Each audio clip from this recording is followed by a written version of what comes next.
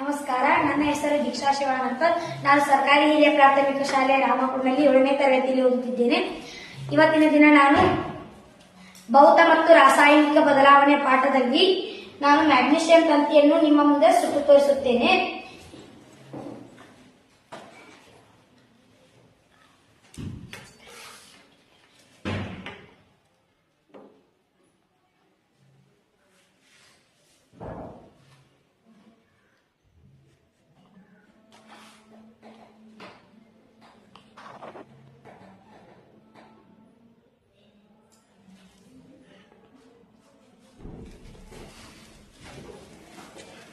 Magnesium ಮತ್ತು oxygen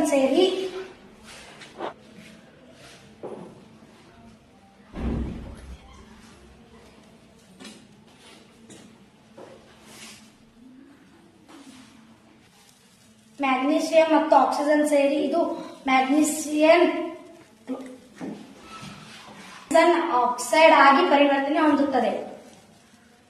ಧನ್ಯವಾದ.